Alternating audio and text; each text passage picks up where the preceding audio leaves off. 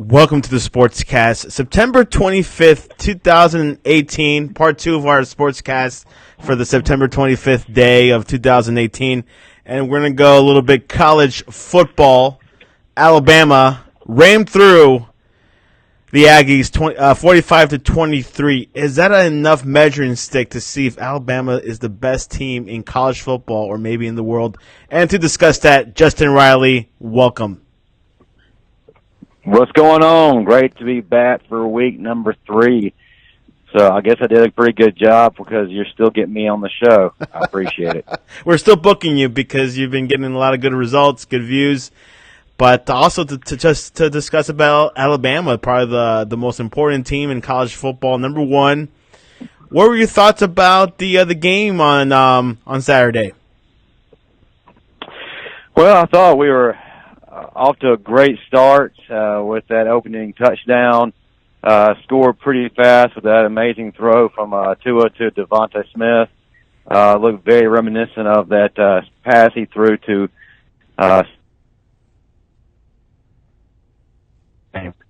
however, they looked like it was shaping up to be because Texas A&M fought hard for a majority of the first half, and then as well as a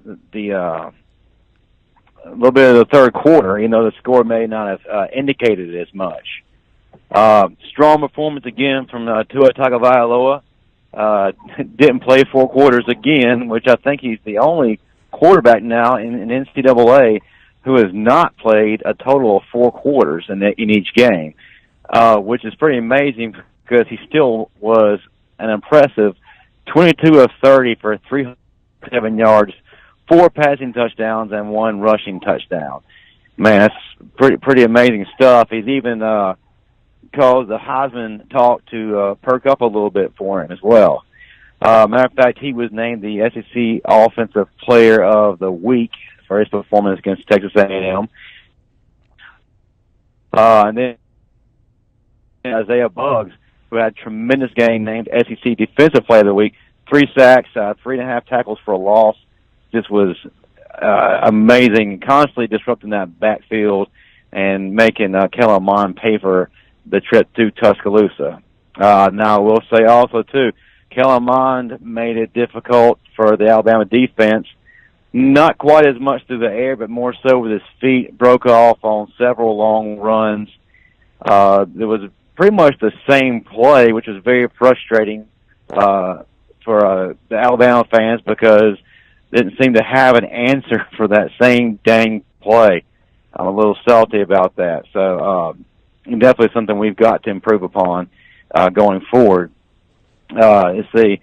Xavier McKinney had an amazing day to safety spot, 7 tackles, 1 sack, 1 tackle for loss. This is a young kid that is growing up pretty fast on that defense, and so it was just something that is greatly needed as the season goes on and as the opponents become tougher.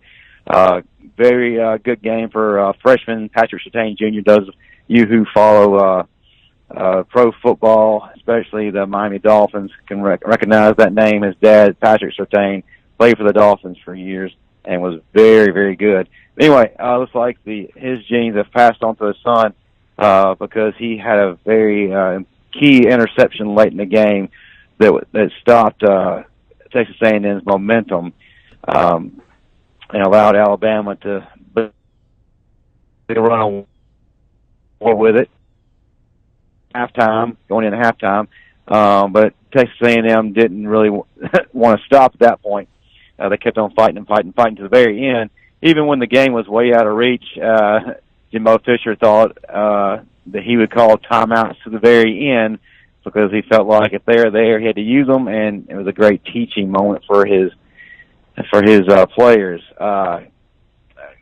Alabama had problems getting the running game established, which was very odd considering the talent in the backfield we have.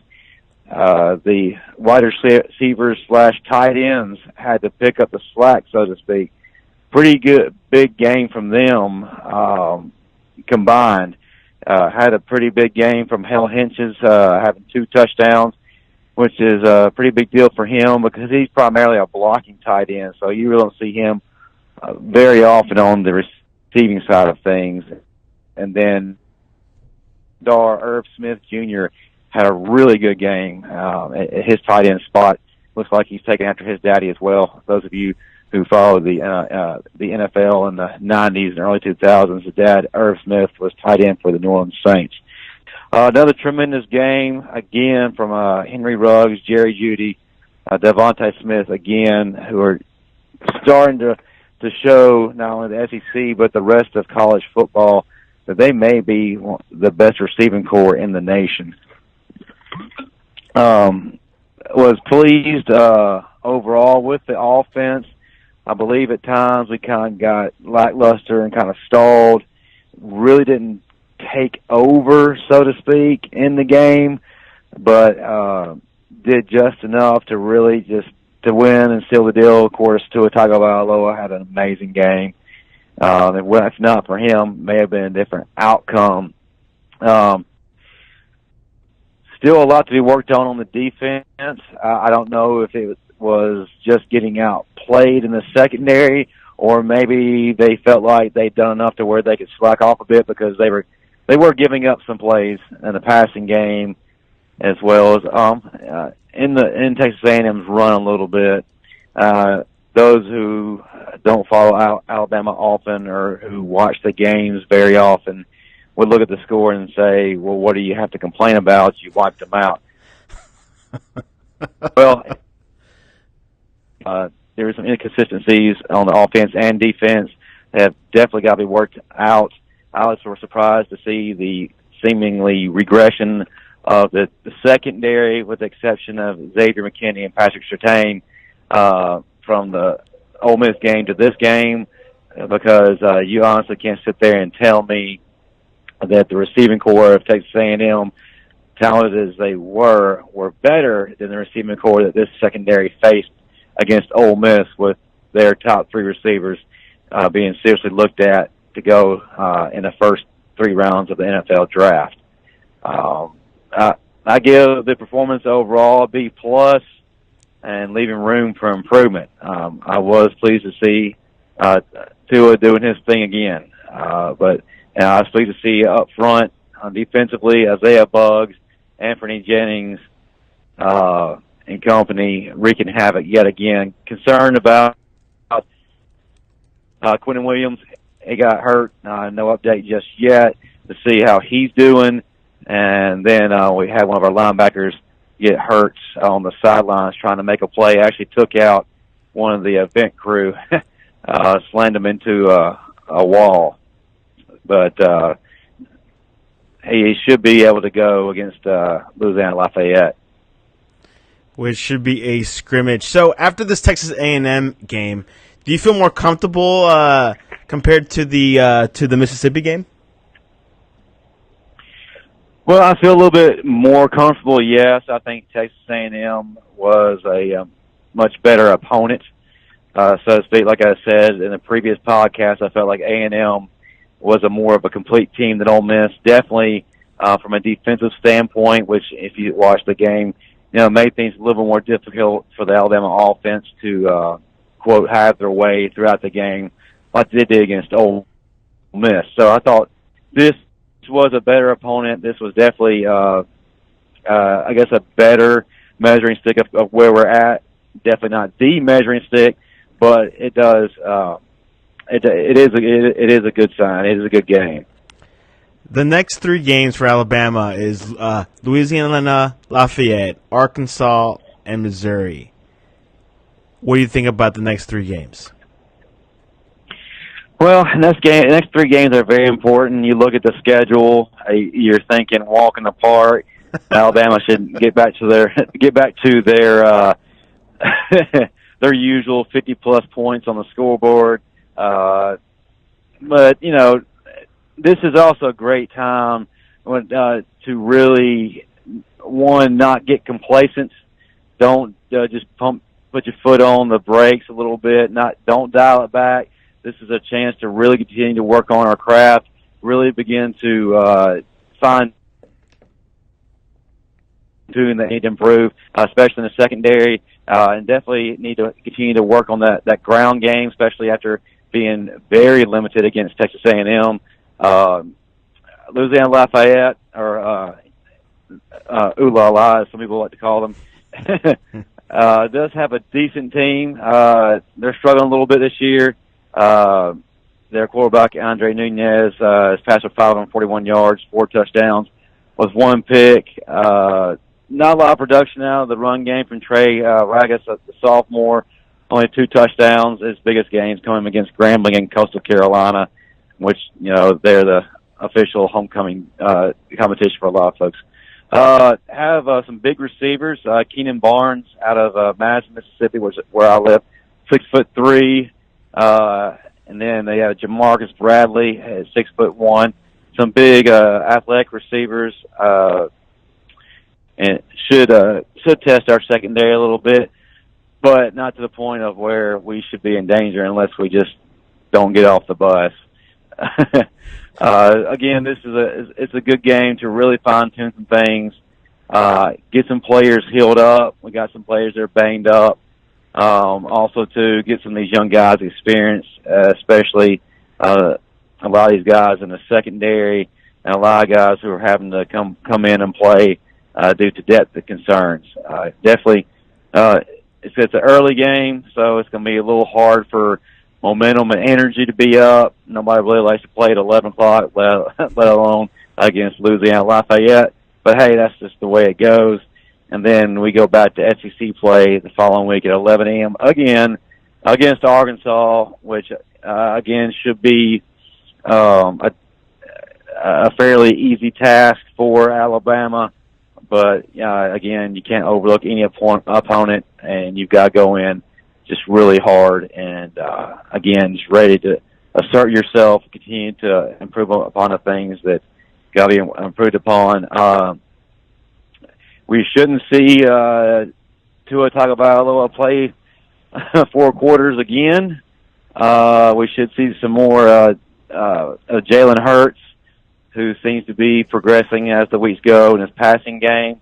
Didn't really air it out that much against Texas A&M.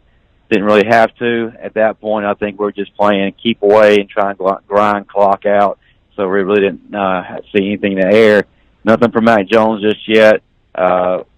If we do what we're supposed to do, we should see a good dose of Jalen and Mac Jones in the next 2 games. But the key game that everyone's looking at ahead, and even Ryan Krista was talking about it, is the game in Baton Rouge on November 3rd against LSU. Will that be the true measuring stick? Oh, without a doubt, unless LSU just tanks between now and then. Of course, LSU does have a tough, go at it before they get to us. But all signs point to yes in this one. Anytime you go to Baton Rouge, I don't care who you are or where you're at, man, that's a tough place to play. That Creole voodoo working against you, and more than likely it's going to be played at night. So it's going to be tough. That crowd is a very rowdy bunch, and that stadium can get to rocking. And this is comparable to a playoff game. I got to be honest with you. You're going to see where both programs are at that point. Looking ahead, man, this is going to be the marquee matchup in the SEC right now. Looks like the Mississippi State game ahead is not quite as marquee after their surprising lopsided loss to Kentucky this past weekend. And then, of course, Auburn, I think, is going to bounce back after that loss to LSU. But LSU is the measuring stick, and we're going to see what we're made of. And unless we show something different, I expect Tagovailoa to play 4 quarters in that one. You would think. You would think. So, Justin, here is the top 25 college football by the Associated Press. Number 1 is Alabama, then Georgia, Clemson, Ohio State, LSU, Oklahoma, Stanford, Notre Dame, and Penn State and Auburn. How do you see the top 10? Top 10, man, I gotta make this argument for LSU. Let me preface this by saying I'm still not completely sold on LSU just yet. Still waiting to see them just completely take over to see if they're truly that dominant team that we think they are, and also trying to see how their opponents that they beat, who are in the top 10, fare well on their schedule as well. But up until this point, I don't see how you can keep LSU below Ohio State. Ohio State, their schedule is a laugh. I mean, come on. I mean, they're playing teams like Tulane, Oregon State, I think West Texas Library College for the blind, Juilliard, and I think the Vidal Sassoon Academy of Hair. They haven't played anybody just yet. They are ranked high because of their name. And I'm sorry, I'm not being an SEC homer, but LSU, come on, they've beaten 2 top 10 opponents already, where Ohio State hadn't played anybody ranked yet, other than maybe TCU if they're still even ranked. Right now, what I see it is it's quite interesting that Auburn only had 1 loss and they're number 10. That could complicate Alabama if they beat them at Bryant-Denny, but I don't see that happening. I don't see how it complicates things. I mean, a lot of people will be hesitant to say that you a quality loss. They lost to a good LSU team. It's not like they lost to somebody that they shouldn't have. And there's a lot of time between now and then we play them in Bryant-Denny Stadium for them to creep back up. Just if you look at their schedule, they could very easily get back into the top 5, maybe even higher, because they still have Georgia on their schedule before they come play us. So that's going to be still a game to watch, unless Auburn flounders and proves less than what they are, which I found that really hard to believe given the talent that they have on that team. I think that LSU loss was and should be a wake-up call for them. I think they allowed LSU to hang around a lot longer than they should have.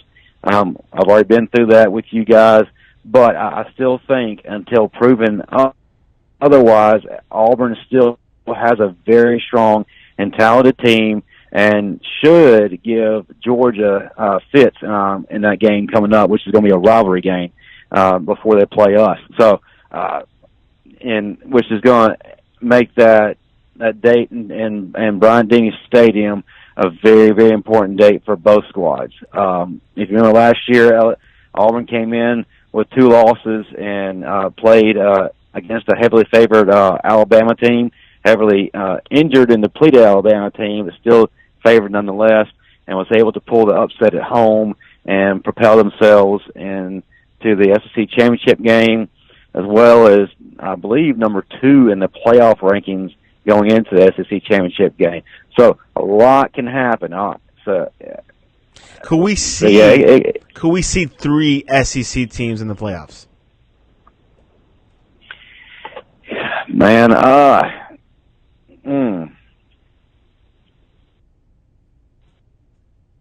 could very well see. It'd be kind of hard because Auburn and Georgia play each other, and then I can see 2 again. I'm talking about can Alabama, Georgia, and LSU make it to the playoffs? That's what I mean.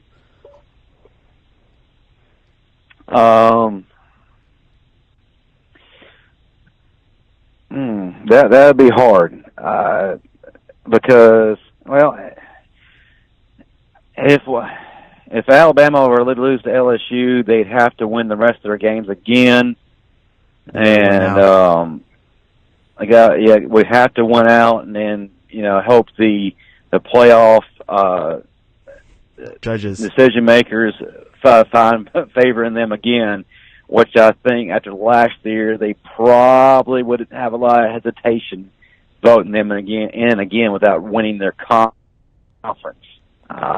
So you're saying the conference Will happen championship again. game has I more can weight see this two year? SEC teams.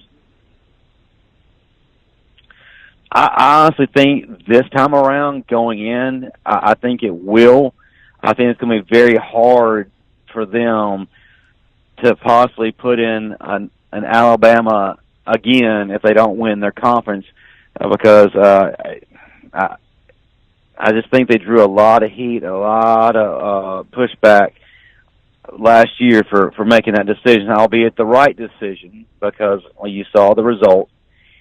I just would think it would be very hard for Alabama to do that again, and especially, with LSU's schedule as it turns now, proving to be tougher than Alabama's strength of schedule. It's a heavier schedule. That is correct. LSU is playing. Let me confirm this with you right now. They got like 3 straight hard games that I remember, and including the November 3rd. They got Mississippi, Florida, Georgia, Mississippi State, then Alabama. That's 4 hard games. Right. Ole Miss. Some people may argue the fact that's not a tough game, but if you don't follow the ACC, you don't know about the rivalry that those schools have between each other. It's a historical hatred rivalry. To be honest with you, I think Ole Miss hates LSU worse than they hate Mississippi State, which is saying a lot. It should be a good contest, just because, you're playing with a lot of emotion. It's a rivalry game. LSU should win that. Probably.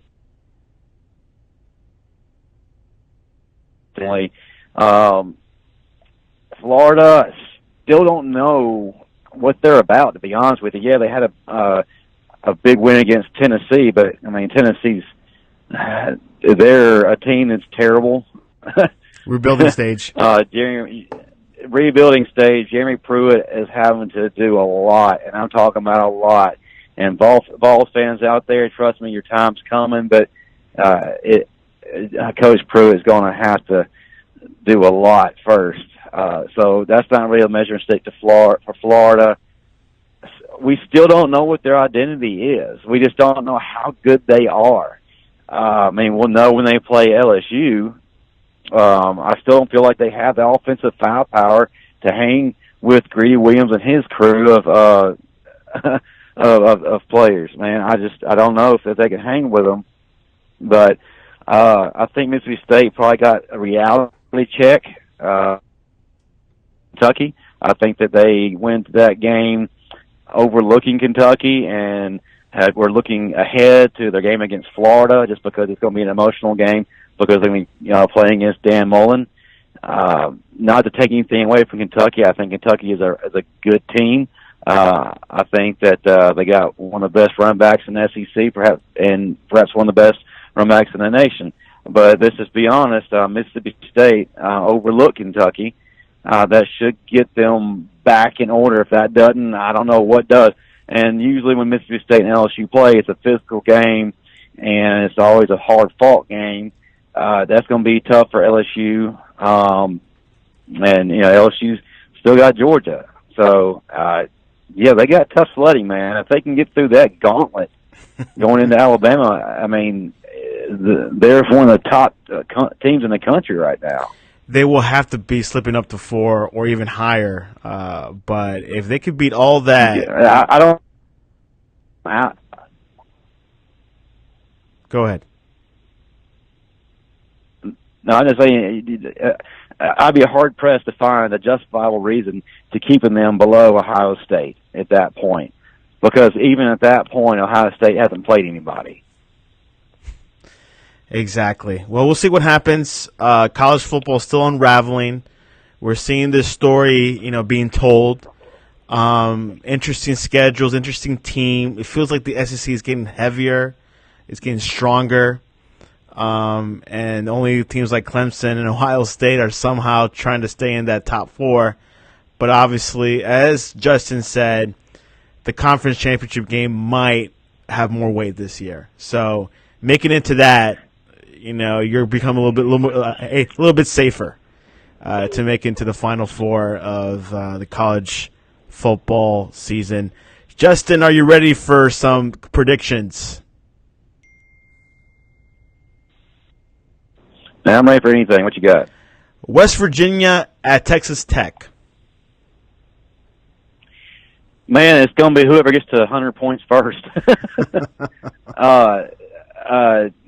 Neither teams really boast a strong defense, but then again, it is the Big 12, or the Arena Football League, as I call it, boasting two high-powered offenses. However, Will Greer right now is the man, and that guy is absolutely on fire. Man, you can only imagine what Florida would be like right now if he wouldn't have goofed up and got kicked out of there. I think West Virginia is going to win. It's going to be a high-scoring affair. I think you're probably going to see something like maybe 50 to 43. Stanford at Notre Dame. Man, that's going to be one to watch. Both teams are pretty physical. Both teams are looking good. Looks like Notre Dame has found life now with taking out I forgot the quarterback's name, but Book is in there now, and he is looking pretty good.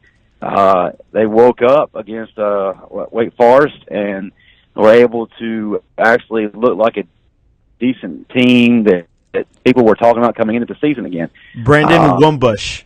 So, Brandon Wimbush, I'm sorry about that. No disrespect to him, but under his leadership, the quarterback position, the offense was just anemic.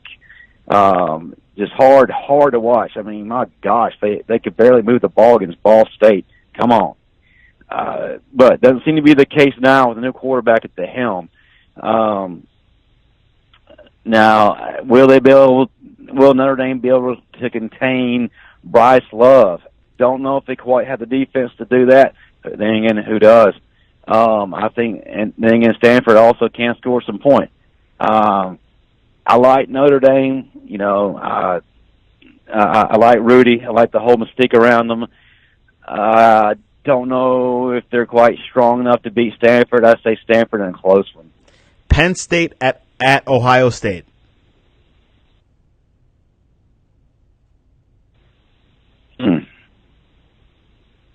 No, I don't think Penn State's quite strong enough this season to beat Ohio State. Ohio State seems to be on a roll. I think Ohio State's going to win this one, probably 28-17. BYU at Washington. Well, let's see. Well, is it going to be on early enough for us to watch it? It's one of those West Coast probably games. Won't. It's probably a 10 p.m. game. Yeah, we might have to DVR that one and watch that when we're having our coffee the next morning before church. I think that Washington is a more talented team. They still have one of the better quarterbacks in the nation. Washington still looks to be the heavy favorite to win the Pac-12. I think BYU has improved, but I think this Washington team is better than they are. BYU's not quite ready yet, so I say Washington wins 31-17. Oregon at California. This is Oregon's bounce-back game, and I believe that the Oregon's going to come out on fire, especially offensively. And I don't think California's going to have an answer for that. I think they win big, 42-14. Florida Gators at Mississippi State. Oh, man. I think Bulldogs win. And I think they play inspired, and I think that they win a tough one. I like for them to go in there and win big. Don't really see it happening. I say Bulldogs win 35-28. Alabama at Louisiana Lafayette.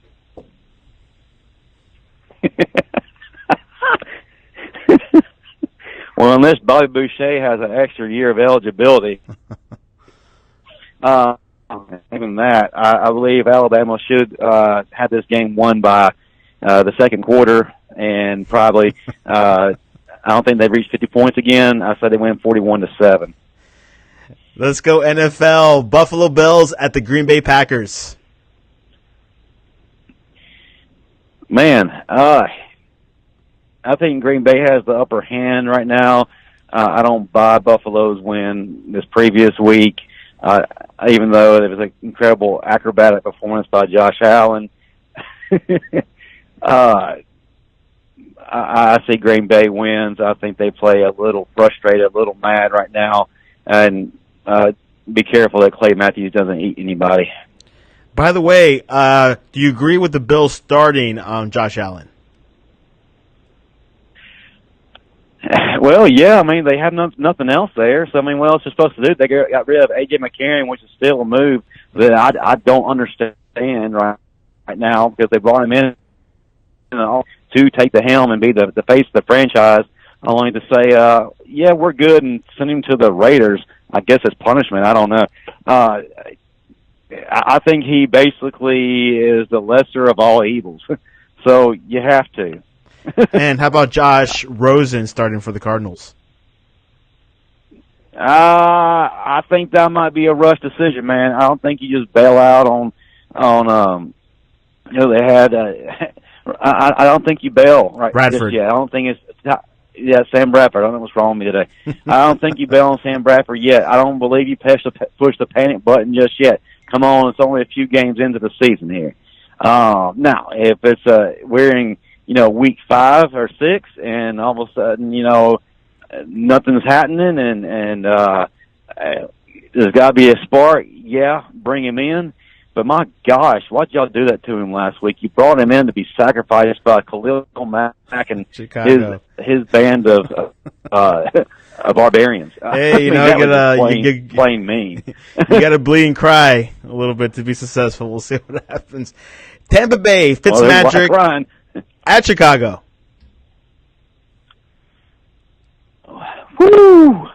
I tell you what, if Fitzmagic's able to pull out what he's been doing against the Chicago Bears, and he's my MVP, because that defense for Chicago is absolutely nasty. I don't want to go with the hot flash in the pan teams, Tampa Bay. I really want to go with that tough, gritty Chicago Bears team with that nasty defense. Is kind of similar to the '85 squad. I gotta go with Bears, man. I got to. And would you let him start beyond James Winston's availability? Would you start him over over Winston? Absolutely. I mean, even if he had 2 broke legs and a hand in a cast, I mean, how do you take him out? You really can't. And I mean, he's leading that team, and that team is wanting to play for him. They're behind him, man, from top to bottom. That receiving core is looking better than it ever has. Not to mention, O.J. Howard is finally getting the ball as well. I mean, he's a freak, and James Winston wasn't getting in the ball at all last year. I just don't think that Jameis Winston is the guy. I still don't think that he's worthy of the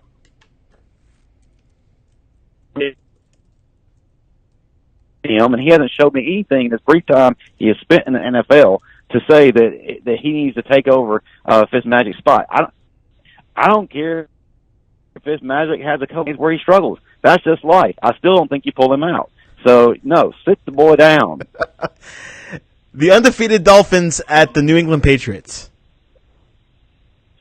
Man, what is going on with the Patriots, dude?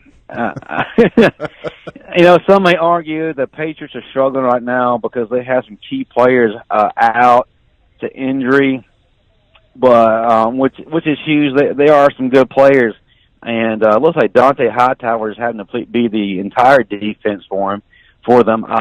But if you look at the body language, man, the players just aren't connecting. They're not in sync here. You got a frustrated Tom Brady. More importantly, man, you still don't have any weapons for the guy. The number one draft pick at tailback, Sonny Michel, is getting murdered because he doesn't have any help either to take pressure off of him. Getting the running game established. I still don't believe Josh Gordon's the answer at wide receiver either. But then again, it is the Patriots.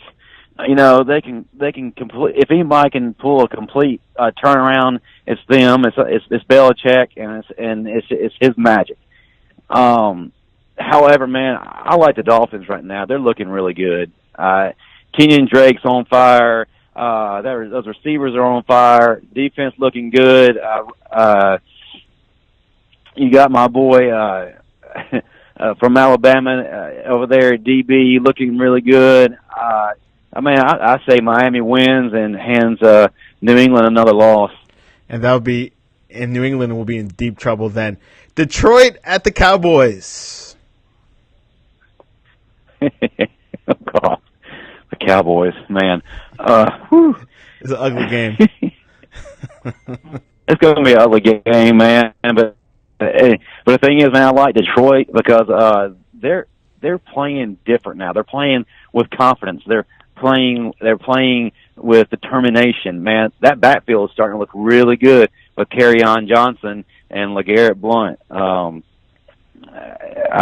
And their receivers, my gosh, they just were able to do what they wanted to against New England's secondary. Golden Tate is still showing that he's one of the better receivers in the league right now. So I got to go with Detroit again in this one. The Ravens at the Steelers.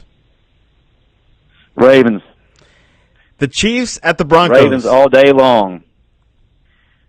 Yeah, man. You mean the Mahomes show? Yes. Juggernaut. Yes.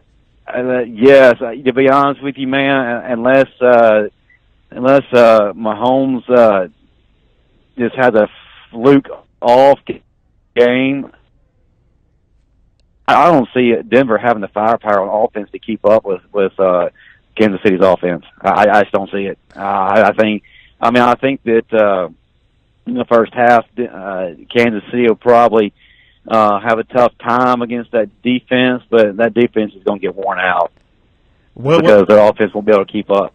Do you remember Mahomes in college? Kansas City wins.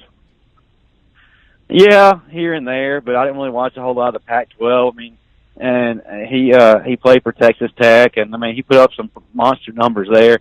The times I watched him, he was good, but I didn't get to see him as much as I would need to. And another impressive game by an Alabama player this past weekend in the NFL, Calvin Ridley. Man, that boy went off. I mean, he just announced to the NFL that he's here and that Julio Jones isn't the only wide receiver in Atlanta. There you go. Calvin really had a great game in Atlanta. Monster game from him. Yeah, the Falcons were on fire against the Saints, and they pulled off the win, I believe. Unfortunately, won. No, they actually lost in overtime. It was a fire-powering game. Drew Brees won the game with his legs, not his arm. Wow, he still has it, doesn't he? Yeah. And how was your competition this past weekend? Man, glad you asked. Went into it, and my only goals was to successfully get all of my attempts, which I did by the grace of God. Hit all 3 attempts on bench press. Hit all 3 attempts on my deadlift. By the grace of God, I actually won both my divisions I competed in. I competed in the 198-pound class as well as the submasters class. That's folks who are just below 40 years old.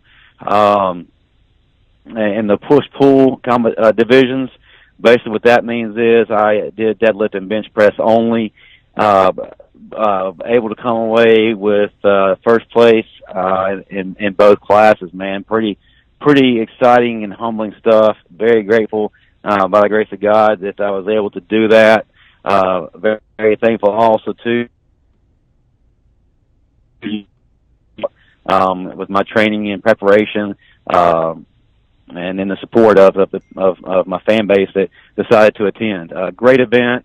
The John Micah, who runs the United States Powerlifting Association here in Mississippi, put the event on and very, very nicely run. He and his crew were outstanding, very encouraging, very helpful, very accommodating. Did everything to make sure that everybody was taken care of. Truly great event. Looking forward to doing many more, not only here but elsewhere in the future. As you can see, Justin Riley is a weight competitor. He knows how to lift those weights professionally. And if you need any questions about that or sports, how can people reach you, Justin? All right. Again, you can email me as far as asking questions about training, meal planning, workout routines, supplement advice, so on and so forth at 121training. That's the number 12, one spelled out, training at gmail.com. Then you can follow me on Facebook, /121training. You can see me on Twitter as well as Instagram, same handle at 121training. During the week, I use Twitter to talk about everything that is fitness and everything that is training. On Saturdays, you can follow me with my live feed during the Alabama games. You probably won't see me this Saturday during the Louisiana Lafayette game. Unfortunately, I will be moving that day, but we're listening to Eli Gold on my Alabama football radio app provided by none other than Santiago Leon. Amen to that. You can also follow me. Yeah, absolutely. One of the best things I ever had, especially being in Mississippi. I get to hear Eli Gold all the way in Mississippi, and that's tremendous. But yeah, on Instagram, I post a lot of pictures, a lot of videos, a lot of things that are inspirational about myself, about current or former clients of mine that have achieved a monumental success. So definitely follow me, definitely comment. Please contact me as much as possible. We'd love to help you in any way I can. And follow us also, the Sportscast. You could please hit subscribe on YouTube, on Periscope, and on iTunes. Leave a rating and a review. It will help us out tremendously. Follow me on Twitter, SLEON, Sleon.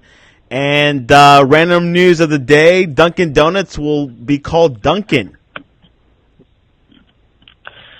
What's wrong with Dunkin' Donuts? Why they gotta be Dunkin' now? I don't know. They're gonna remove it. I guess they want to compete against Starbucks because people think Dunkin' Donuts is just a donut shop, but it isn't. It also does coffee. Man, I swear, don't change what got you there. Everybody, that is a nationally known brand, brother. You don't have to take away the donuts part to let people know you serve coffee. Exactly. Well, anyways, a couple of games this weekend. A lot of good games going to happen this weekend. Not just not in the SEC. Not too many good games going on. I mean, a few mediocre ones, but a lot of them. The Stanford Notre Dame game, definitely a game to watch. And of course, let me see here. That's probably the highest growth game. Obviously, Ohio State, Penn State, also be a good game. So we'll see what happens. Justin, thanks for coming onto the Sportscast. Man, glad to be back here again for another week. Look forward to getting the recap next week of the Louisiana Lafayette game.